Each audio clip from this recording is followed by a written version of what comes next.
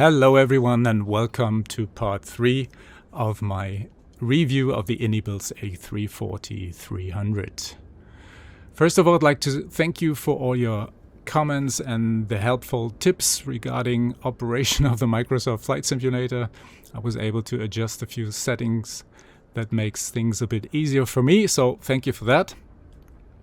And today we are going to prepare the aircraft for its first flight.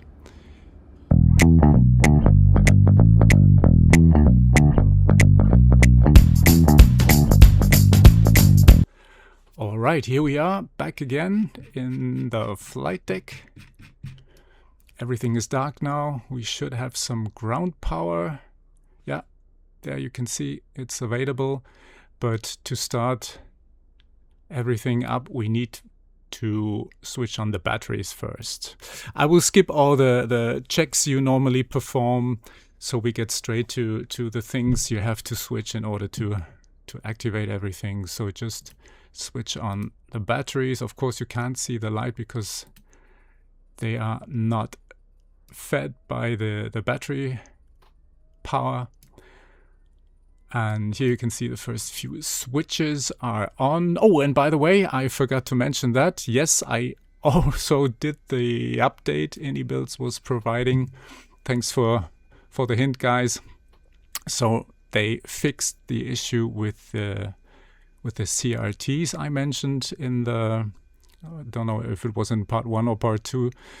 So now we have diagonal lines as it's supposed to be with this old system. Okay, so batteries are on, then we switch on the external power A and external power B, and as we are switching this on, there has been a question, maybe that's of interest to you, because we have external A and B. A is on and B is auto, and somebody asked why is this in auto. I will explain that in a second as soon as we have this screen online. But before we get to that, let's have a look at the electronic flight bag, because you might need that as well. At least you need to put in a few basic settings, like the zero fuel weight. You can see the aircraft is almost empty. We have 0 passengers, 0 load. Just to make this a bit more realistic, I'm entering a zero fuel weight of 160 tons. No, I misput that, 160 tons. And here you can see we have almost 200 passengers, a little bit of a load, so that's a good weight to start with. Yeah, instant load, and we have 8 tons of fuel. I'd like to have a little bit more than that. We go to fueling, put in 10 tons, instant load and fuel, and here you can see we have a zero fuel weight of 160 tons. Payload is about 37, and then we have 10 tons fuel.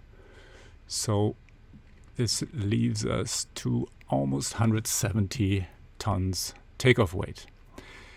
Next step we need to do is going to the takeoff performance, because we want to depart Frankfurt.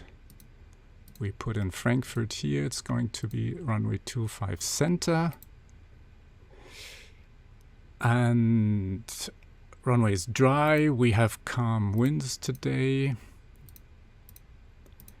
Temperature was 14 degrees, if I saw that correctly, and standard pressure 1013.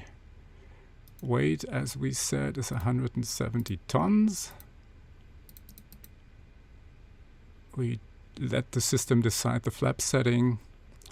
Air condition, well, we normally switch it off to save on fuel and engine power, but we can leave this on now. It's warm, so we don't need anti-ice, and we don't want to have toga power.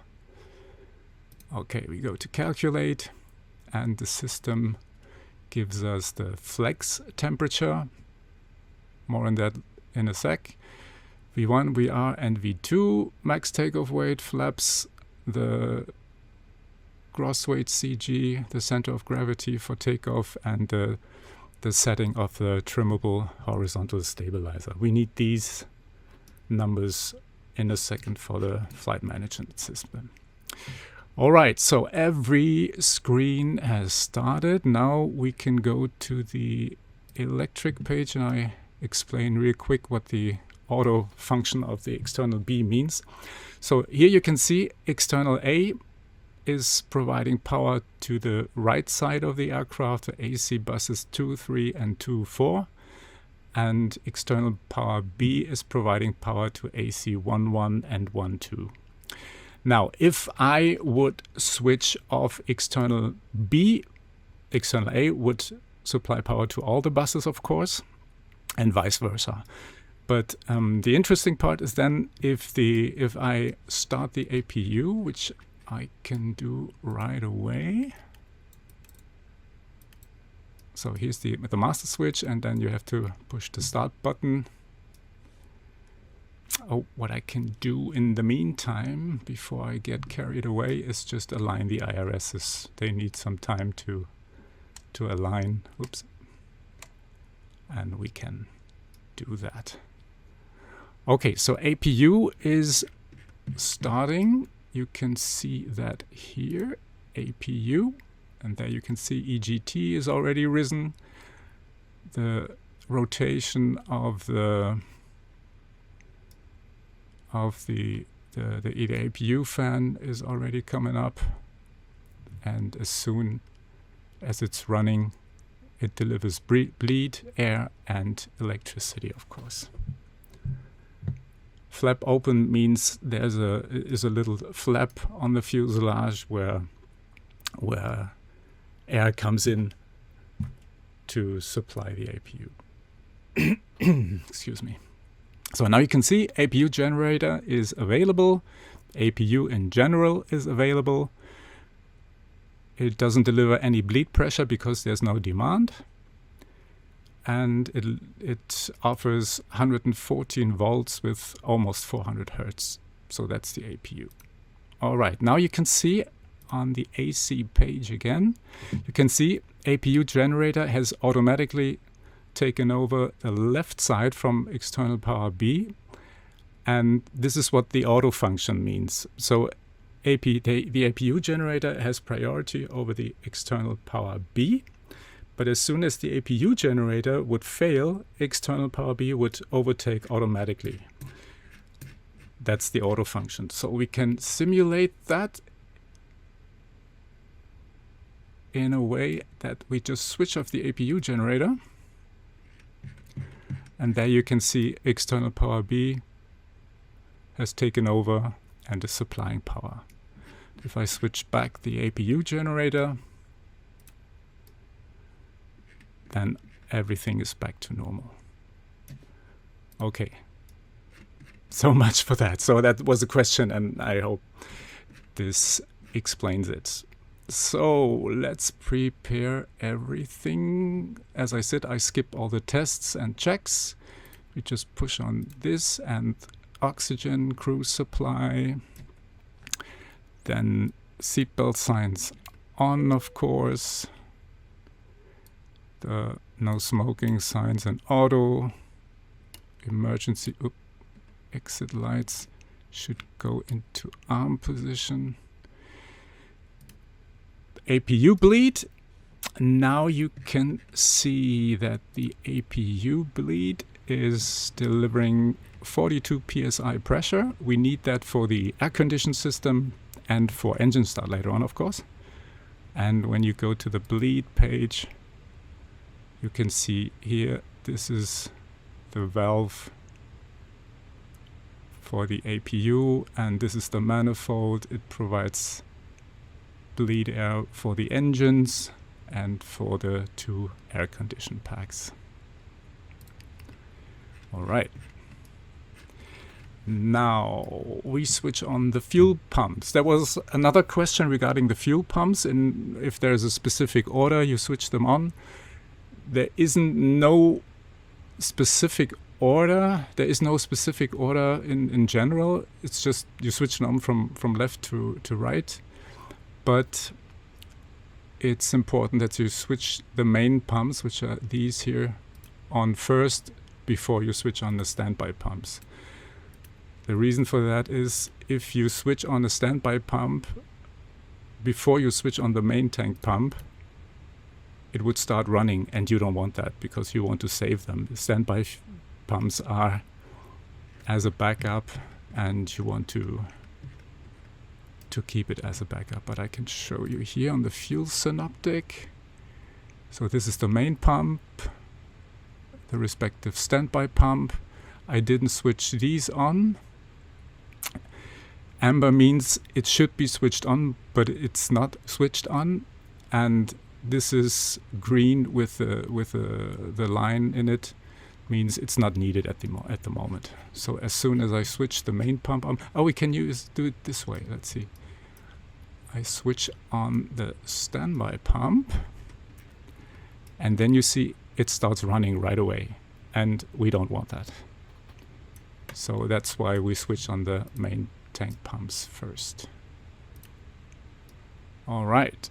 So yeah, we don't do that. Everything is switched on here. Okay, then, oh, another thing I wanted to show you, I forgot the last time. Of course, in the A340 you can open the window, which is pretty neat. Sound is good, by the way. So, but how to close it again? If you just take the handle, it doesn't work. You see, here is a little switch, and this one you have to push forward, and then you can close the window again. All right, now let's go on. We switch on the flight directors. As we do not have any data yet in the flight management system, it goes into basic modes, but that will change later. And here you can see all the numbers displayed, which means this is in selected mode. I can put in 4,000 feet here. We set the altimeter already. This is fine. And yeah, I have to erect the compass,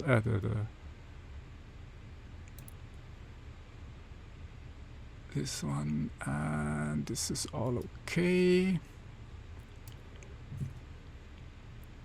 Everything is set so far. We get back there.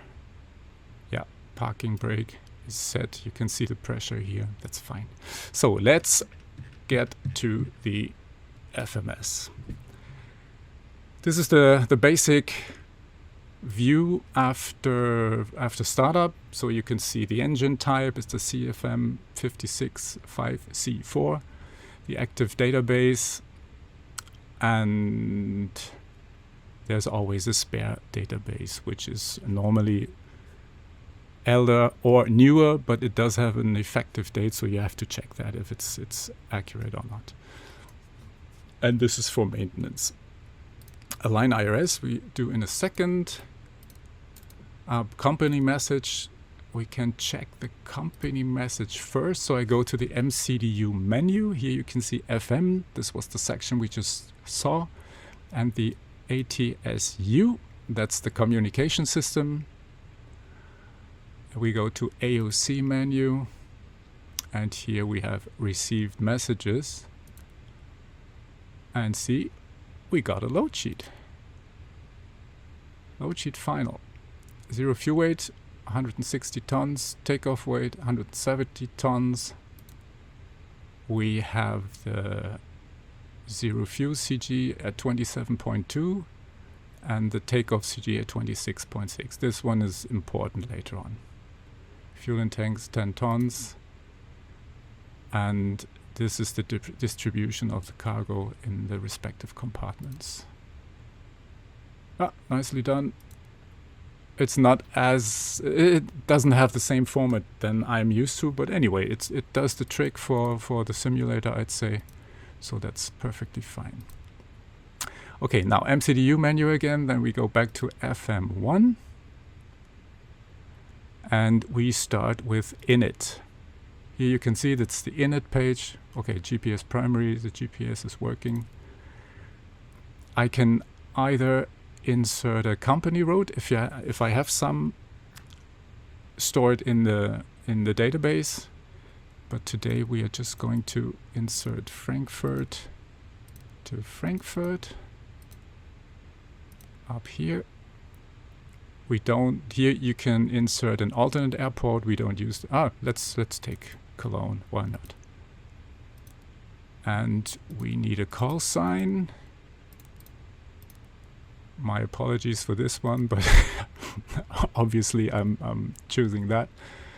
Navigation upgrade, yeah. Then we use a cost index. Cost index is a number that basically, yeah, as the name said, is basically cost related. So it takes fuel cost, it takes crew cost and all that stuff in relation to fuel efficiency and flight time. And 0 is the lowest one, so we have a low speed with a good efficiency. And if I would put in, let's say 900 or something, then the flight management system would calculate with maximum speed and the lowest possible altitude it can fly, like flight level 270 or 280 or something like that. So I'm just inserting 4,000 feet for now for the first flight. We normally insert the cruise level here with the respective temperatures, like flight level 380 at -54. But I just put in 4,000 feet. The system makes a flight level out of it, and it calculates the standard atmosphere. So in 4,000 feet, it should be 7 degrees centigrade. So we don't need that. Then we go to next page. Here we have to insert the weights and the CG numbers. This is important for the aircraft system. So we had 160 tons and 27.2 was the zero fuel weight CG. We put it in here, and as we saw, we have 10 tons of fuel goes in there. Normally we use 500 kilos for taxi, that goes in there. And now you can see the flight management system calculates roughly from Frankfurt to Frankfurt to use 1 ton of fuel, take 9 minutes. Route reserve is just 5%. Then we have alternate fuel if we would divert to Cologne, 1.8 tons and 24 minutes. There we have a final fuel of, that's a reserve of 30 minutes. And they say it's a minimum of 4 tons we need we need, when we are approaching destination, we need a minimum of 4 tons, which is this sum in order to land legally. And we have extra fuel of 4.4 tons, which means it's almost an hour, which is not correct because our extra fuel flow for the 340-300 was 6 tons per hour. So yeah. Anyway, here we have the takeoff weight, 169.5. That's what we are calculating. 160 plus block fuel 10 minus taxi is 169.5, and the estimated landing weight 168.5. Then we go to flight plan. Here you can see the flight plan. We insert Frankfurt to Frankfurt. Cologne is the alternate. So we go to Frankfurt. We have to insert a departure. And we take runway 25 center. And here we have the available departures. I want one specific towback 3 Gulf departure, which is displayed here. You insert that. And then destination, arrival. We want to insert the ILS Zulu 25 center. It's this one. we don't want an arrival route, so with the old system we have to scroll down,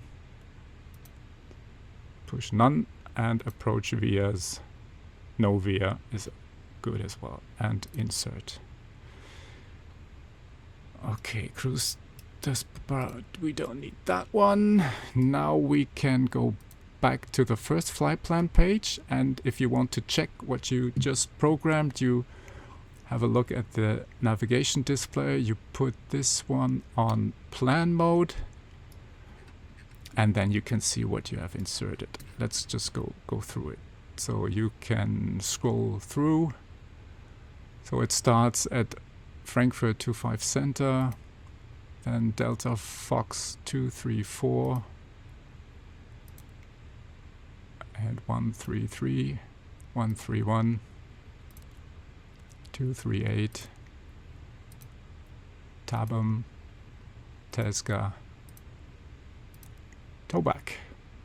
And if you want to go quickly to your approach, you just push airport here, and there you have your approach. Delta Fox 580, 520, Fox Charlie Whiskey 41, and then the runway. And in blue or cyan you can see the missed approach. This one goes to the south to Charlie. That's it. The magenta numbers here which are displayed are constraints. You can either have altitude constraints like this one. This means you have to be at this point at or above 1,660 feet. Or speed constraints, maximum 220 knots. So you check all that.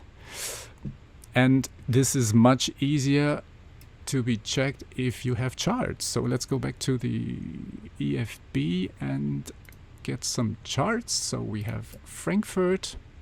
I just recently discovered this one, so this is very, very helpful. So let's go to SID. Then we insert a 25 Center Gulf departure. And there we have it. This is our departure. Goes to Delta Fox 234, then to 133. Make a turn to 238, Tabum, Tesga, and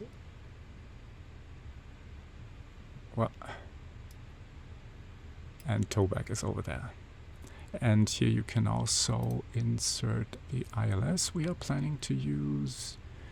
Let's see where it is.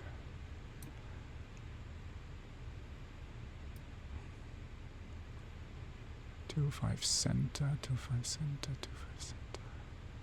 Did I miss it already? No, Tempo ILS. We take the Tempo ILS. ILS Zulu 25 Center. And this is this one. So our approach starts at Delta Fox 580. Here you can see at or above 5,000 feet. 246 inbound. And here we have Delta Fox 520, also 4,000 feet or above. And this was the point Fox Charlie Whiskey 41 on the final. And then the runway. And this is the missed approach in case of a go-around. Okay, you also have ground charge, which is good if you want to taxi. So this is the general ground chart, and you also have so-called APCs. That's the one where all the positions are marked, and we are standing at 169 at the moment. All right. So we get this back, and now we went from flight plan to RadNav. That's the radio page. You can insert radios. We have the DME Fox Romeo Delta tuned here, and pre-tuned is the India Fox Charlie Whiskey. That's the ILS to runway 25 Center with its inbound course. You can set ADFs if you want to. I'm going to just put in Frankfurt on VOR number 2. So here you can see Fox Romeo Delta and Frankfurt on number 2. And also on the DDRMI, both view hours are being tuned. Okay, next page. Well, we don't need the fuel prediction page yet, but it basically gives you the same as the init next page, the information about the fuel. Why do you need that? As soon as the engines are running, I cannot access the next page of the init page, so that's why we have the fuel prediction page, and there you have all the information you need regarding fuel. Alright, then I'll do the following. We need the takeoff speeds and trim setting. We calculated that already. So we have 53 flex, 150, 155, 160, and 5.3 up. So 53 is the flex temperature. It goes in here. Then we have 150, 155, 160.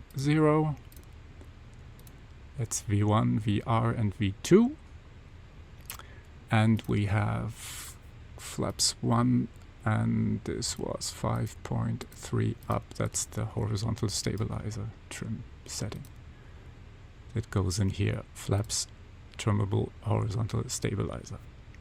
If you are departing from an intersection, you can put on a takeoff shift here in meters, and thrust reduction and acceleration means when you go through this height and the system reminds you to put the power back to climb power, and then you set climb power, and the aircraft accelerates, so you can configure the aircraft, put the flaps up and all that.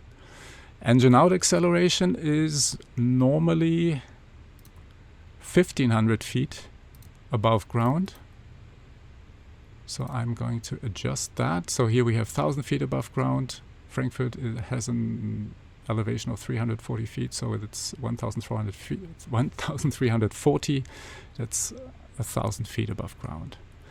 And the next pages are interesting when we're in the air. So now I can go to the secondary flight plan, make a copy of it, but we don't need that. And what I recommend doing, if you want to track your progress in relation to the landing runway, you put in Frankfurt 25 center and put it here, so you can have a bearing and direct distance. Yeah, that's about it. So looks like we're ready for engine start. We have one thing I forgot. You can see the system is still in basic modes. It should have reverted to automatic or to managed automatically. So we just switch the flight director off, switch it back on, and here you can see climb and nav mode is armed. That's what we want to have. We have V1 and V2 here. And also here in the large window, these dots mean that's all managed. So the flight management system takes care of the speed of the heading and has the first altitude memorized. Okay, doors are closed. Now we can switch off external power, and you can remove external power using your EFB. Of course, only here. Remove external power, and we want to arm the slides also. So all slides are armed, which you can see here. All doors are closed. You can check that by the green symbols, and all the slides are armed. Okay, here we have another memo message, company message. Let's see what this is all about. Might be the second load sheet there. There was a second load sheet, I guess. Yeah, we have one load sheet. Okay, we have to accept that. And we already accepted the second one. As soon as this is in large fonts, then you have to do something. And if it's like this in smaller fonts, then you already did something. And the system is satisfied. So you see, message is gone. And we go back to FM. Good. Now we are ready to start. External power is removed. We have this excuse me. We have the startup clearance, so we switch on the beacon. And here we have to switch on the data function of the ATC transponder. And then we can start the engines. So normally we use an overlapping starting procedure, which means you can start one engine at two engines at a time. So 1 and 2 all together. You wait till these are running, and then you start 3 and 4. I will start one engine at a time, just to explain how what we are going to see on the start during the starting process, and then I will do an overlapping start with these two. So for engine start, you need to put this on engine start, of course, and then you can hear it. Air conditioning has stopped because the system diverts all bleed pressure to engine start. Okay, and this synoptic has been displayed automatically. So here you can see the start valves, the respective bleed pressure. So you need between 28 to 30 psi to start the engine, and all the indications of oil quantity, pressure, temperature, vibration, and up here fuel flow N2, which is the inner rotor exhaust gas temperature, and the fan N1. Okay, let's start the engine, shall we? So you just put the engine master switch 2 on. You can see the start valve is opening. N2 will be rising. At some point, the system will switch on the ignition. We have two ignition systems, A and B. And here you can see it's using B, alternates from engine start to engine start. Now we have fuel flow, EGT rise, oil pressure rise,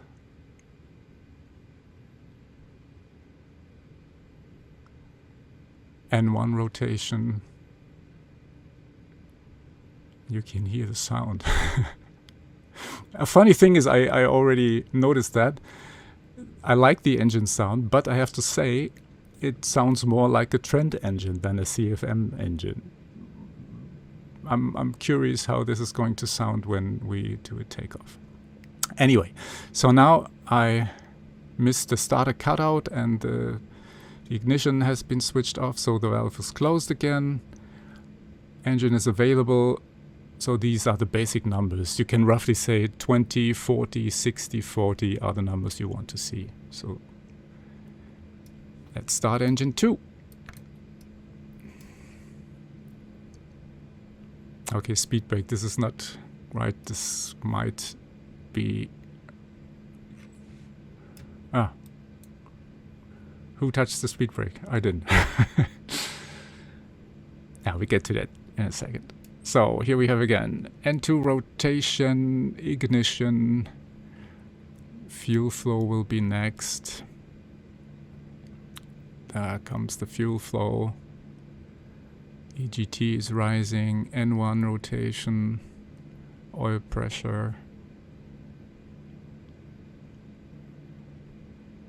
Yeah, it should work out nicely.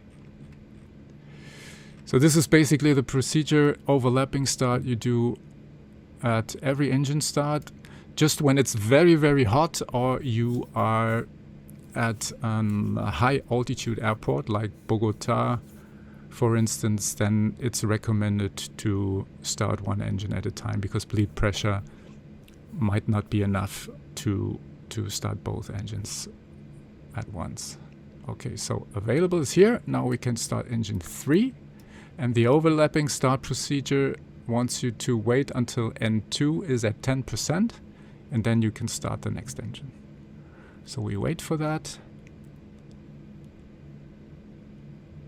9, 10, so now you can move the other switch also. And you see we still have 30 psi on both engines, which is more than enough.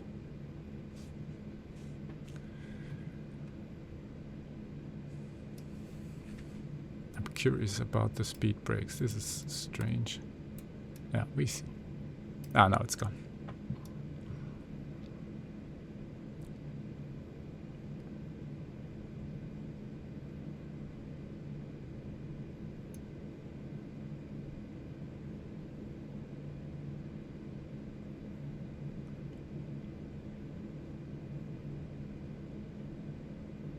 So engine 3 is available.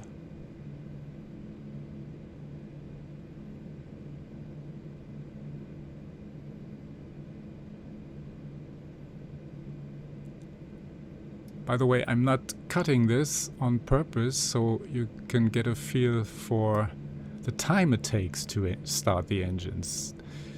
So flying an aircraft is very much about waiting as well. It's not just flying, it's also waiting, so you need to be patient. So every engine is running. The system automatically switches back to the ground page where we have an overview of the wheels, because we are on the ground, so it makes sense. We put this back to normal. You can hear the sound. The air conditioning is working again. All right, so engine start is done. We do the after start flow, which consists of shutting the APU down. We don't need the engine NTIs.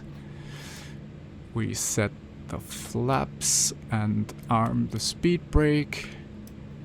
We reset the rudder trim, and we have a look at the horizontal stabilizer. It's at 5.0. We wanted to have 5.3. So we can set this with the trim wheel. The A330 and the 340-600 do this automatically, by the way. So 5.3 up as inserted.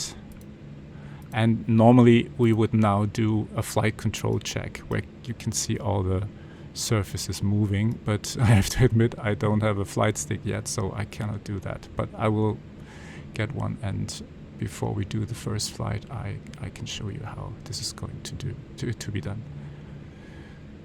All right, so engines are running. We are configured for takeoff.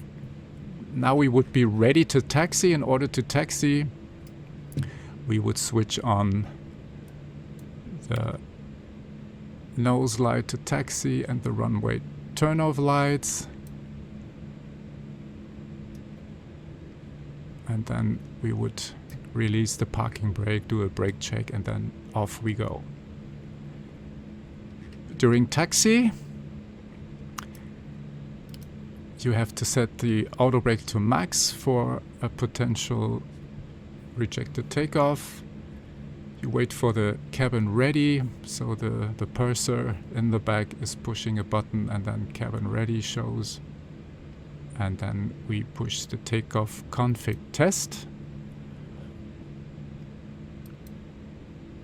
Takeoff config normal, which means all the flaps are set as needed. Spoilers are armed, cabin is ready, signs are on, auto brake max. So this is the configuration for takeoff. Later, when we enter the runway, we put the predictive wind shear system to auto and the weather radar to either side. Did it work? Wait a minute. Yeah, it's on 2. That's fine. And the TCAS system to TARA, Traffic Advisory and Resolution Advisory. And with the clearance, we normally would have gotten a transponder code that's being inserted here. So now we are ready for takeoff, but this should be offered today. I know you are eager to see this bird flying, so am I, but we will postpone that to part number 4. I hope you have seen some of the things we had to do in order to get this thing flight ready. If you have any questions, just post them in the comments and I'll try to answer them there or in the next video. And in part 4, I can promise you we will get airborne. So my plan is just to start off here, same position, Victor 168, and then we taxi for runway 25 center, which is the beginning is down here, and then we do a departure just with basic autopilot modes and go back with vectors for an ILS approach to runway 25 center. Okay guys, that's all for now. Thanks for watching. Please leave a like. Please subscribe if you haven't already. And I will see you in part 4.